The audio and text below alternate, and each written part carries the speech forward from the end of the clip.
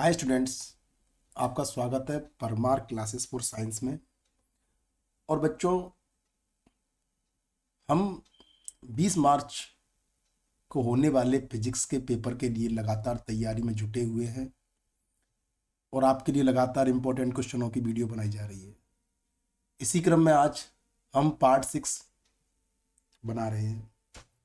जैसे बच्चों, हिंदी मीडियम के साथ साथ इंग्लिश मीडियम वाले बच्चों की प्रॉब्लम आ रही थी, तो इंग्लिश मीडियम के प्रश्न भी लिखे गए हैं और आज न्यूमेरिकल भी बोल रहे थे बच्चे, तो न्यूमेरिकल भी इसमें लिए गए हैं। ठीक है बच्चों, तो बने रहिए वीडियो पे। तो सबसे पहला हम प्रश्न देखने जा रहे हैं कि एक कार्बन प्रतिरोध का मान 62 गुणा 10⁻³ ओम तथा सहनता 5% है। इसके वर्ण कोड के नाम क्रम से लिखिए। एक carbon resistor has a value of 62 × 10⁻³ ohm with a tolerance of 5%.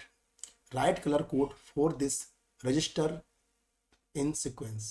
बच्चों, इसके लिए एक सारणी होती है, एक रंग संकेतक सारणी है बी आर। एक क्रम याद रखना है, बी रॉय ऑफ साइन रख दो, great Britain has very good wife.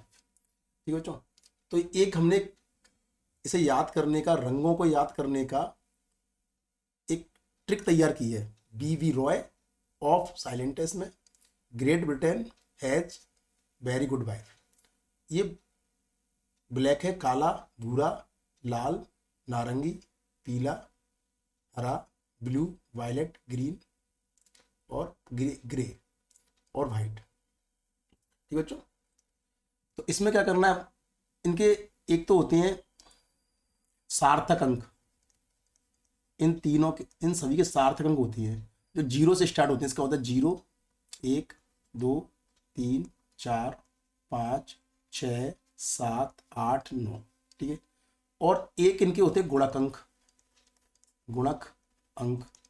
इन्हीं को 10 की घात के रूप में लिख देंगे। 10 की घात 0, 10 की घात 1, 10 की घात 2, 10 की घात 3, 10 की घात 4, 10 की घात 5, 10 की घात 6, 10 की घात 7, 10 की घात 8 और 10 की घात 9।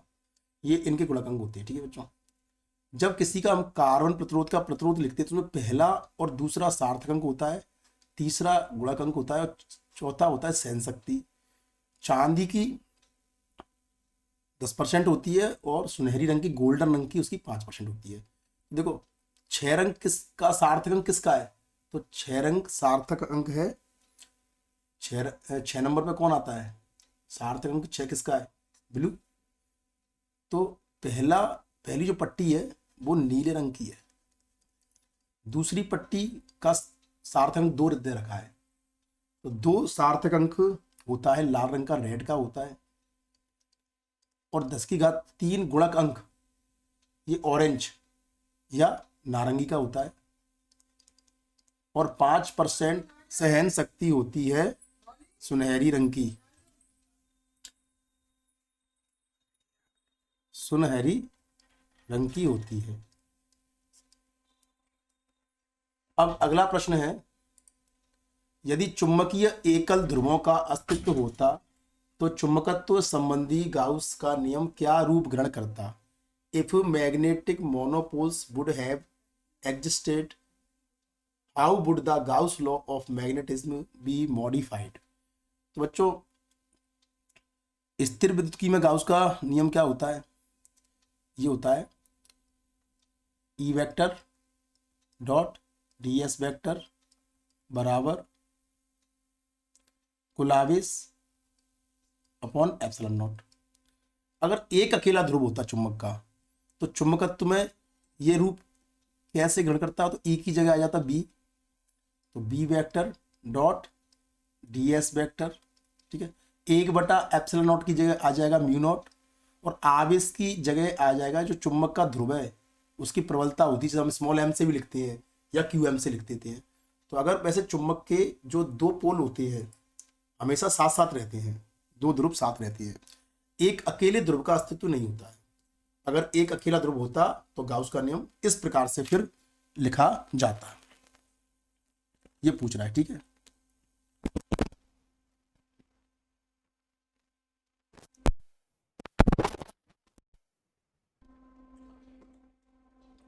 प्रतिचुंबकीय पदार्थ किसे कहते हैं, एक उदाहरण दीजिए। What are diamagnetic substance, give one example.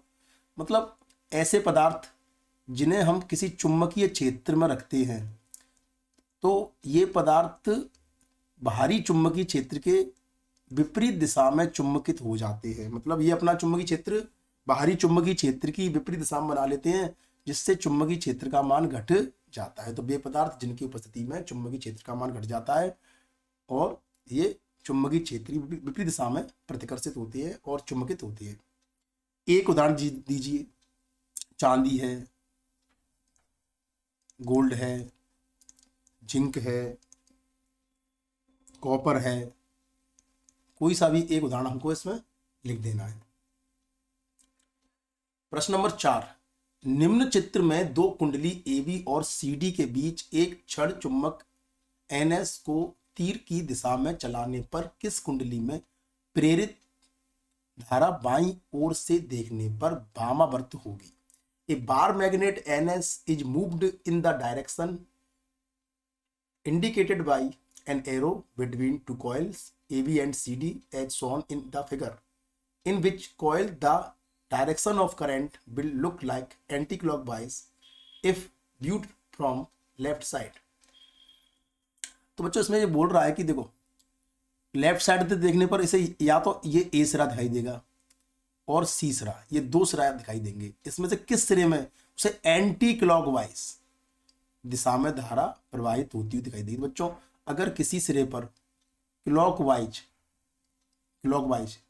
या हिंदी बोलेंगे दक्षिणावर्त दिशा में धारा बहती है तो वह सिरा दक्षिण ध्रुव बन जाता है। और जिस सिरे पर एंटी क्लॉकवाइज मतलब वामावर्त दिशा में धारा बहती है तो वह सिरा उत्तरी ध्रुव बन जाता है, जैसा कि हमको पता है। अब बच्चों देखो अगर हम S ध्रुव को इधर ले जाएंगे तो ये जो पास वाला सिरा है C, तो ये S के पास आने का विरोध करेगा लेंज के नियम के अनुसार।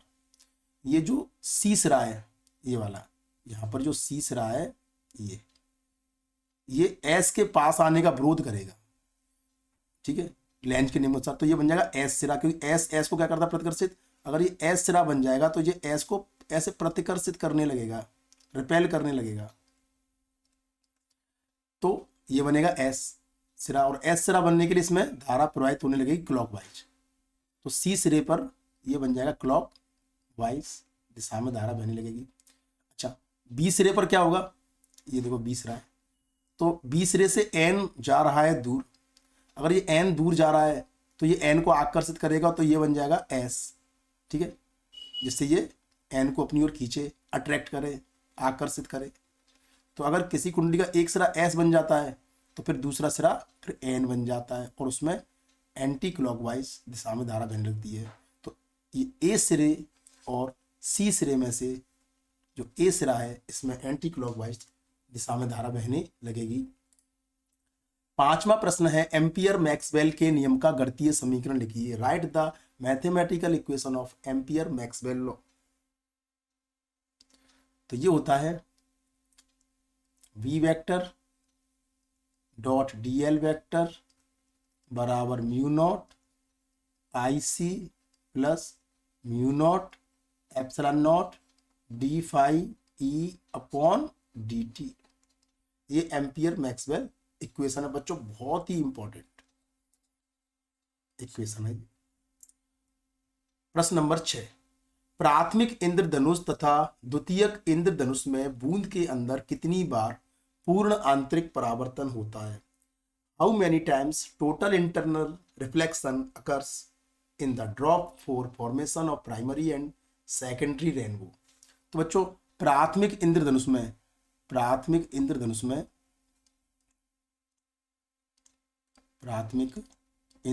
में या प्राइमरी रेनबो में एक बार तथा द्वितीय इंद्रधनुष मतलब सेकेंडरी रेनबो में 2 बार।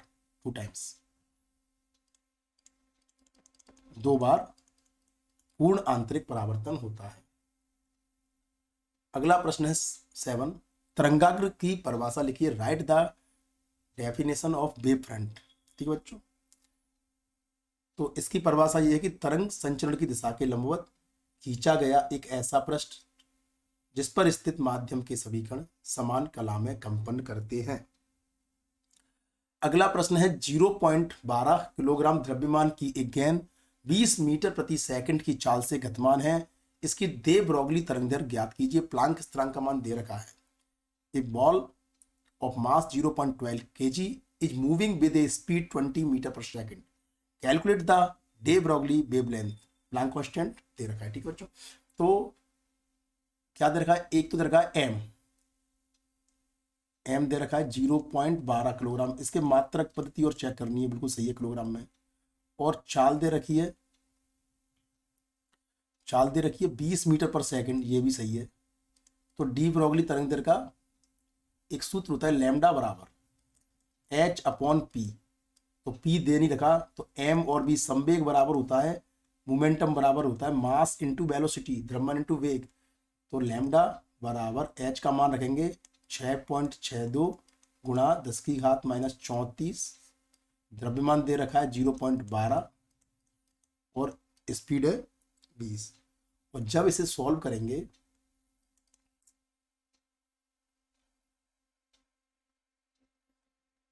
तो इसका आंसर आता है 2.76 इंटू 10⁻⁻34 मीटर। अगला प्रश्न है 9 नंबर का। दो धातु की प्लेटों P तथा Q के लिए अंतक विभव V0 तथा आवृत्ति न्यू के बीच वक्र दर्शाए गए हैं। इनमें से किस धातु की दहली तरंगदैर्घ्य एवं कार्यफलन अधिक होगा? The graph between the stopping potential V0 and frequency nu for two different metal plate P and Q are shown in the figures. Which of the metal has greater threshold wavelength and work function?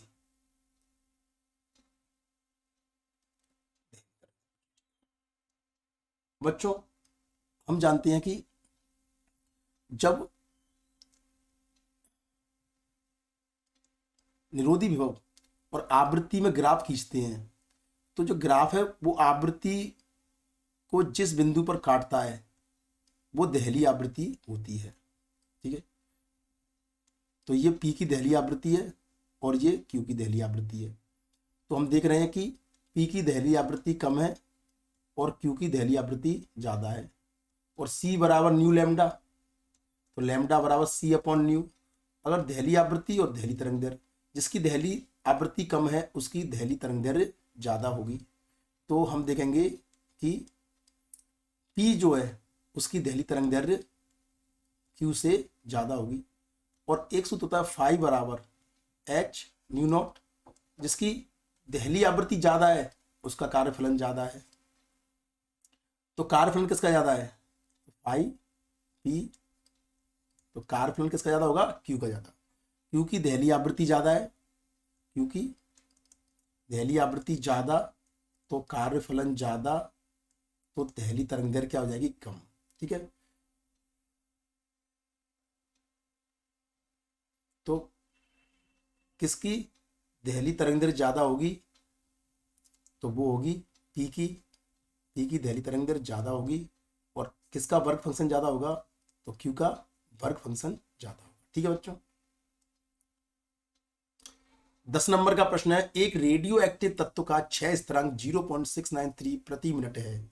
इसकी अर्धायु काल तथा औसत आयु क्या होगी? बहुत ही बच्चों सरल क्वेश्चन है ये। The decay constant of A radio active substance is 0.693 पर minute. What will be the half life and means life of it? तो बच्चों क्षय स्थिरांक लैम्डा का मान दे रखा है 0.693 प्रति मिनट, तो जो टाइम वो मिनट में ही आएगा। तो अर्धायु काल का सूत्र होता है P बराबर 0.693 अपॉन लैम्डा। 0.693 अपॉन 0.693 प्रति मिनट, तो कट जाएगा एक बार, तो टी बराबर आ गया 1 मिनट।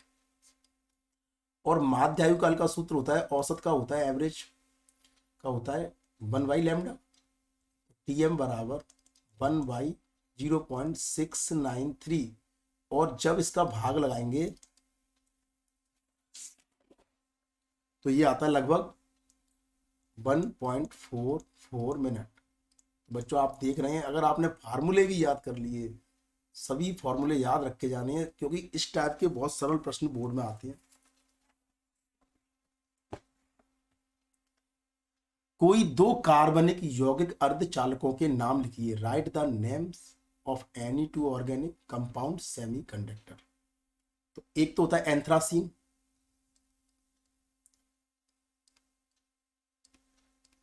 और एक होता है मादित मतलब डोप्ड थैलोसियानीस।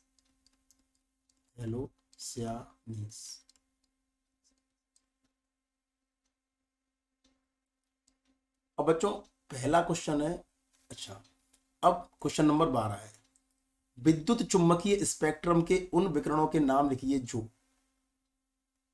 नंबर ए देखेंगे अपन, वातावरण में ओजोन परत के द्वारा अवशोषित कर लिए जाते हैं, is observed bye ozone layer in atmosphere. तो कौन सी इलेक्ट्रोमैग्नेटिक वेव हैं जो ओजोन लेयर के द्वारा एब्जॉर्ब या अवशोषित की जाती हैं? वो होती है बच्चों पराबैंगनी, अल्ट्रावायलेट, पराबैंगनी किरणें, अल्ट्रा वायलेट रे। ठीक है बच्चों, हिंदी इंग्लिश दोनों में। उच्च वेग वाले इलेक्ट्रॉनों की धातु लक्ष्य पर बमबारी से उत्पन्न होते हैं। मतलब हमने पढ़ा है कि जब अधिक ऊर्जा वाले उच्च वेग वाले इलेक्ट्रॉन की किसी धातु पर बौछार कराते हैं तो क्या उत्पन्न होती है? X ray. Is produced by bombarding a metal target by high speed electron, तो उसमें उत्पन्न होंगी एक्सरे। संचार उपग्रह में प्रयुक्त होती है, is used in satellite communication. सूक्ष्म तरंगे, माइक्रोवेव, सूक्ष्म तरंगे मतलब माइक्रोवेव, क्यों? क्योंकि ये सीधी रेखा में चलती हैं। ठीक है बच्चों, और लास्ट है लगभग 400 नैनोमीटर से 700 नैनोमीटर तरंग दैर्ध्य परास रखते हैं। कौन से विकिरण हैं जिनकी तरंग दैर्ध्य 400 नैनोमीटर से 700 नैनोमीटर है? Has wavelength range between 400 nanometer to 700 nanometer. दृश्य प्रकाश, दृश्य किरणें, दृश्य विकिरण मतलब विजुअल, विजुअल रे जो होती है, इसका आंसर है।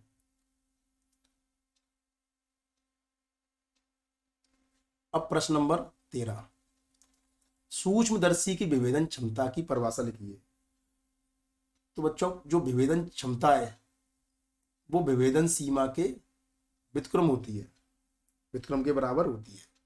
ठीक है, इसका सूत्र लिखिए सूक्ष्मदर्शी के लिए।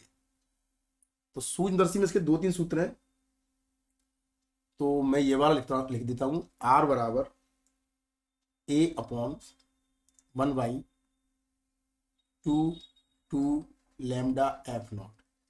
ए का मान रखकर हम इसको R और आगे बना सकते हैं, लेकिन हमें इसी से आंसर देना पड़ेगा। अब वो बोल रहा है, इंग्लिश में देख लेते हैं एक बार, define resolving power of microscope, write its formula, how will it vary well. Number A, आपतित प्रकाश की तरंग दैर्ध्य घटती है, wavelength of incident light is decreased. अगर तरंग दैर्ध्य घटेगी, तरंग दैर्ध्य घटेगी, वेव लेंथ घटेगी, तो रिजॉल्विंग पावर है, विभेदन क्षमता है, बढ़ेगी। सूत्र के अनुसार देखो, R inversely proportional to lambda, lambda के घटने पर R का मान बढ़ेगा। अगला है अभिदृश्यक लेंस का द्वारा घटता है, aperture of the objective lens is decreased. मतलब R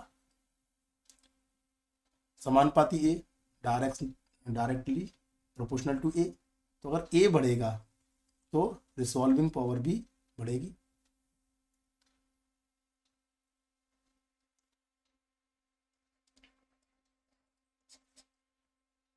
देखो बच्चों, अगला प्रश्न है, यहां बच्चों मैं आपको एक सूत्र बताऊंगा कि 6 × 10⁻14 हर्ट्ज आवृत्ति का एक वर्णीय प्रकाश स्रोत प्रति सेकंड 2 × 10⁻³ जूल ऊर्जा उत्सर्जित करता है। स्रोत द्वारा प्रति सेकंड उत्सर्जित फोटोन की संख्या क्या होगी? A monochromatic light source of frequency 6 × 10⁻14 hertz is emitting energy at the rate 2 × 10⁻³ joule per second. Calculate the number of photons emitted per second by the source. देखो बच्चों, अगर एक फोटोन की ऊर्जा ई है, एक फोटोन की ऊर्जा ई है, ठीक है, तो अगर सोर्स से एन फोटोन निकल रहे हैं पर सेकंड, तो टोटल कुल कितनी ऊर्जा निकलेगी? ये हो गया। और एक सेकंड में निकलने वाली कुल ऊर्जा विकिरण शक्ति कहलाती है, तो P बराबर NE, ये भी सूत्र है। अगर शक्ति मिल जाए पर सेकंड तो ये वाला सूत्र लगेगा, और एक ऊर्जा फ्लक्स का सूत्र और दे रखा है, वो भी यही है। तो बच्चों देखो, अगर बल्ब में से एक सेकंड में 100 फोटोन निकल रहे हैं, ठीक है, और एक फोटोन की ऊर्जा 2 है, तो 100 फोटोन की ऊर्जा कितनी होगी? 100 × 2, 200, 200 होगी। तो ये मैंने एक सूत्र बनाया कि अगर मैं एक फोटोन की ऊर्जा निकाल लूं और n से गुणा कर दूं तो मुझे कुल ऊर्जा मिल जाएगी। लेकिन यहां पर कह रहा है कि जो फोटोन है उसकी आवृत्ति कितनी है?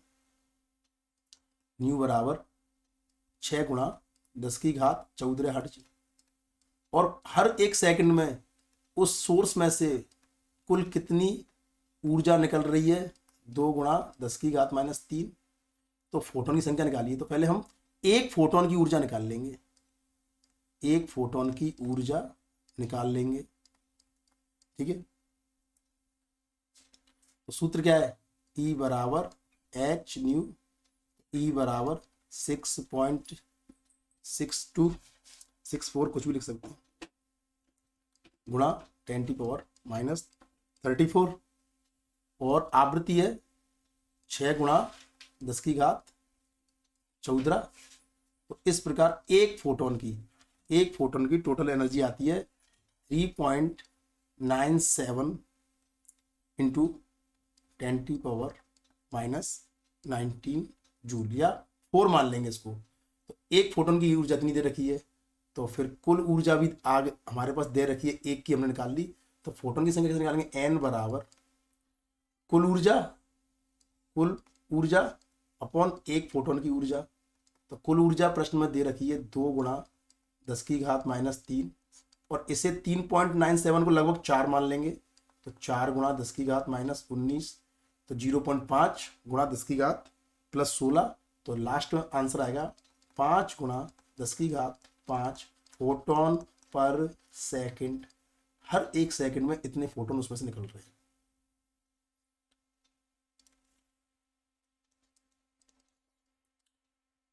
पीएन संधि के निर्माण के लिए 2 महत्वपूर्ण प्रक्रियाओं के नाम लिखिए। इसमें राशि क्षेत्र मतलब अवच्छय क्षेत्र मतलब अवच्छय परत एवं रोधिका विभव को परिभाषित कीजिए। Right the names of 2 important process which occur on formation of PN junction. Define the depletion region and potential barrier in it. तो बच्चों, पीएन संधि का जब निर्माण होता है तो 2 महत्वपूर्ण प्रक्रिया होती हैं। पहली होती है विसरण डिफ्यूजन, और दूसरी होती है अपवाह ड्रिफ्ट। मतलब स्टार्टिंग में तो बहुसंख्यक आवेश भाग गति करते हैं तो विसरण क्रिया होती है, बाद में अल्पसंख्यक आवेश भाग गति करते हैं तो अपवाह की क्रिया होती है।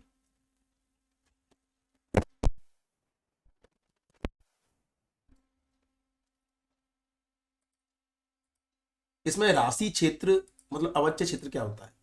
तो जब पीएन संधि का निर्माण होता है तो पी भाग में स्थिर ऋणायनों की और एन भाग में स्थिर धनायनों की परत पाई जाती है, जहां मुक्त इलेक्ट्रॉन होल का अभाव होता है। इसे अवच्छय परत या अवच्छय क्षेत्र कहते हैं, ठीक है।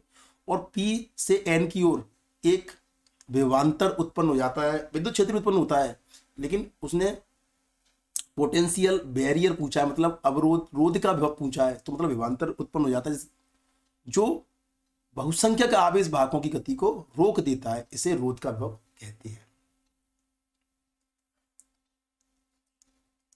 अब बच्चों हम देखेंगे क्वेश्चन नंबर 16।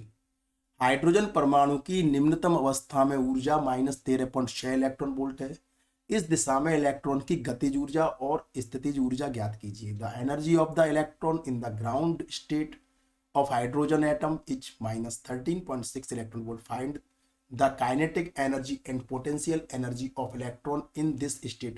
तो बच्चों मैंने पहले ही बताया आपको एक फॉर्मूला, काइनेटिक एनर्जी मतलब गतिज ऊर्जा जो होती है वो टोटल एनर्जी कुल ऊर्जा की नेगेटिव होती है, और जो पोटेंशियल एनर्जी है वो टोटल एनर्जी की 2 टाइम होती है, मतलब दुगनी होती है।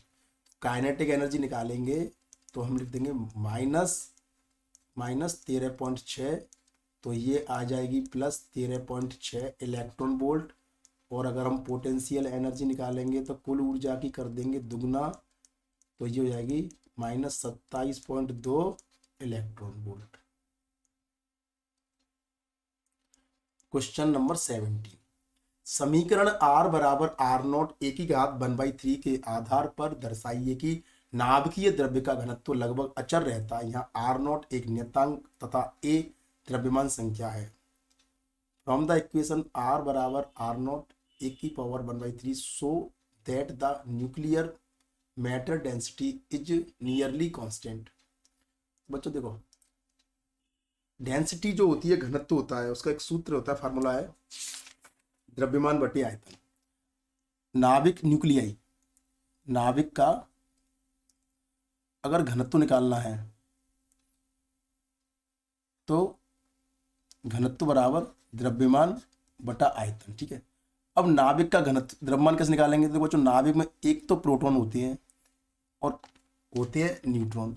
अच्छा, जितना द्रव्यमान प्रोटॉन का होता है उतना ही द्रव्यमान न्यूट्रॉन का होता है, दोनों का बराबर होता है। 1.67 इंटू 10⁻⁻27 किलोग्राम, ठीक है, फिक्स है। तो इसे हम m से भी लिख सकते हैं, ठीक है। और अगर 2 प्रोटॉन न्यूट्रॉन होंगे तो इसका 2 से गुणा कर देंगे, 3 होंगे तो 3 से गुणा कर देंगे। तो नाभिक के अंदर टोटल कितना द्रव्यमान होगा? तो एक न्यूट्रॉन या प्रोटॉन का द्रव्यमान हम लिख देते हैं mp, दोनों के बराबर होते हैं। और कितने प्रोटॉन न्यूट्रॉन होते हैं किसी नाभिक में? टोटल प्रोटॉन और न्यूट्रॉन की संख्या को हम लिखते हैं a, द्रव्यमान संख्या। अब आगे आयतन, तो आयतन वॉल्यूम होता है, ये गोला है तो इसका आयतन होता है 4/3 पाई r क्यूब, ठीक है। और इसको हम रख देंगे तो नाभिक की डेंसिटी या घनत्व हो जाएगा a into M P upon 4/3 pi r cube. और r की वैल्यू दे रखी है, रेडियस दे रखी है R0 a की घात 1/3, तो d बराबर a M P upon 4/3 pi R0 a की घात 1/3 का होल क्यूब। अब इसे और सॉल्व करेंगे तो ये हो जाएगा d बराबर a M P upon 4/3 pi R0 cube और a से एक कैंसिल हो गया। और हम प्रोटॉन का द्रव्यमान रख देंगे जो होता है 1.66 या 7 गुणा 10⁻⁻27, 4/3 पाई का मान 3.14 और R0 की वैल्यू होती है 1/2 गुणा 10 की घात -15 होल क्यूब। तो जब इसे सॉल्व करेंगे तो ये आता है 2.29 इंटू 10⁻70 किलोग्राम, जो कि कांस्टेंट है। किसी भी कोई से भी एटम, किसी परमाणु का नाभिक न्यूक्लियाई हो, उसकी डेंसिटी जो होती है वो फिक्स होती है, ठीक है। ये सिद्ध प्रूव हो चुका है। अगला प्रश्न है, 3 सेंटीमीटर आकार की कोई वस्तु 40 सेंटीमीटर वक्रता त्रिज्या के किसी अवतल दर्पण से 30 सेंटीमीटर दूरी पर स्थित है। दर्पण से प्रतिबिंब की दूरी व आकार ज्ञात करें एवं प्रतिबिंब की प्रकृति बताइए। An object of size 3 centimeter is placed at 30 centimeter in front of a concave mirror of radius of curvature 40 centimeter. Find the distance and size of image from the mirror and describe the nature of image.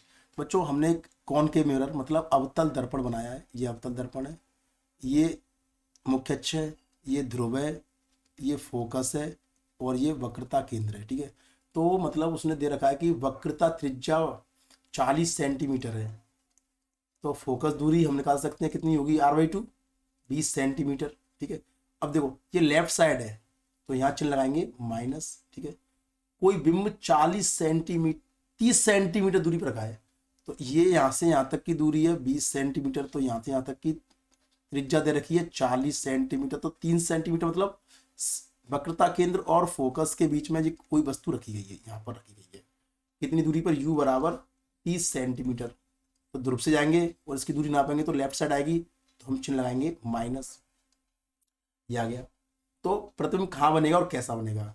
तो प्रतिबिंब की स्थिति निकालनी है v, तो हम लगाएंगे दर्पण सूत्र।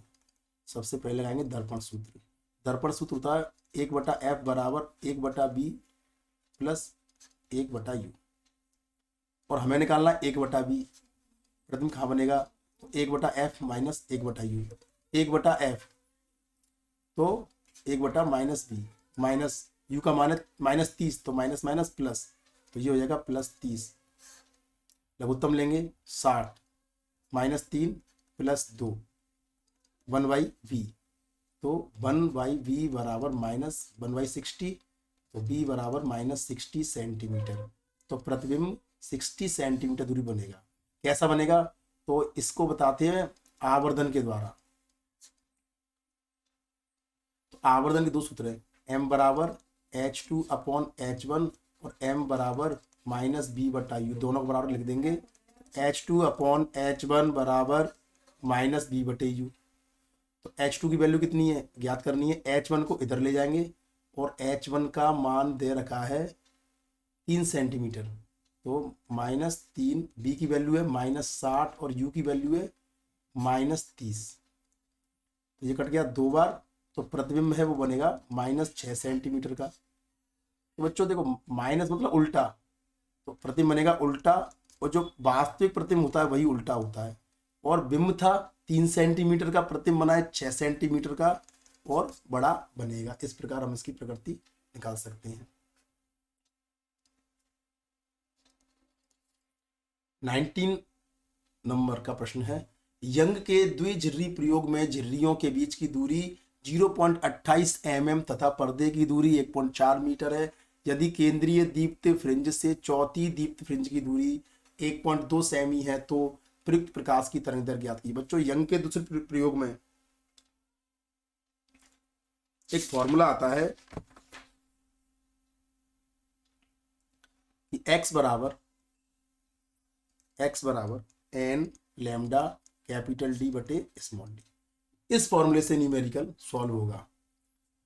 तो इसने क्या दे रखा है पहले वो देखते हैं कि दोनों प्रयोग में झिर्रियों के बीच की दूरी ये दे रखी स्मॉल d 0.28 mm मिलीमीटर, इसके बदलेंगे 10⁻³ मीटर। पर्दे की दूरी ये होती है कैपिटल D 1.4 मीटर। केंद्रीय फ्रिंज से चौथी फ्रिंज की दूरी मतलब x 1.2 सेंटीमीटर, 1.2 गुणा 10⁻² मीटर। तरंगदैर्घ्य ज्ञात करनी है, तो लैम्डा बराबर x d बटे n d। x का मान है 1.2 गुणा 10⁻² स्मॉल d का मान है 0.28 गुणा 10⁻³ और चौथी फ्रिंज है तो n का मान हो जाएगा 4 और ये हो गया 1.4।